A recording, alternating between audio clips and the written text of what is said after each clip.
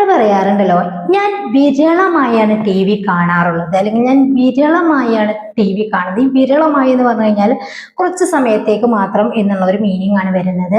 അപ്പൊ നമ്മളൊരു പതിവ് കാര്യമാണ് പറയുന്നത്, ഞാൻ വിരളമായാണ് ടി വി കാണുന്നത്. ഇതിന് വേണ്ടിയിട്ട് ഇംഗ്ലീഷിൽ യൂസ് ചെയ്യുന്ന ഒരു വേർഡാണ് റയർലി എന്നുള്ളത്. അപ്പോ I rarely watch T V. I rarely watch T V. അവൻ വിരളമായാണ് പുറത്തു നിന്ന് ഭക്ഷണം കഴിക്കുന്നത്.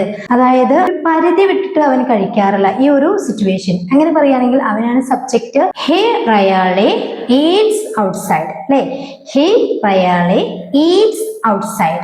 അവൻ വിരളമായാണ് പുറത്തു നിന്ന് ഭക്ഷണം കഴിക്കുന്നത്, അല്ലെങ്കിൽ അവൻ എപ്പോഴെങ്കിലും കുറച്ച് സമയത്ത്, അങ്ങനെയൊക്കെ പറയാൻ വേണ്ടിയിട്ട് കേട്ടോ.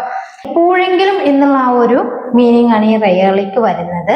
അവൾ വിരളമായാണ് ഇവിടെ വരാറുള്ളത്. വിരളമായി എന്ന് പറഞ്ഞു കഴിഞ്ഞാൽ മനസ്സിലായല്ലോ എന്ന് പറയാൻ വേണ്ടിയിട്ട് ഷീ ആണ് subject. She rarely comes here. She rarely comes here. എന്നാൽ ഞാൻ വിരളമായി മാത്രമേ മിഠായി കഴിക്കാറുള്ളൂ എന്നെങ്ങനെ പറയും എന്നുള്ളത് നിങ്ങൾ താഴെ കമന്റ് ചെയ്യുക. അപ്പൊ ഈ വിരളമായി എന്ന് പറഞ്ഞു കഴിഞ്ഞാൽ എപ്പോഴും ചെയ്യാത്തൊരു പ്രവൃത്തി, അതിന് വേണ്ടിയിട്ടുള്ളൊരു വേർഡാണ് റയർലി എന്ന് പറയുന്നത്. ഈ ഒരു സെന്റൻസ് കമന്റ് ചെയ്യാം കേട്ടോ. ഇതുമായി ബന്ധപ്പെട്ടിട്ട് നമ്മളൊരു വീഡിയോ ചെയ്തിട്ടുണ്ട്, താഴെ കൊടുക്കുക, കാണുക. Okay, thank you.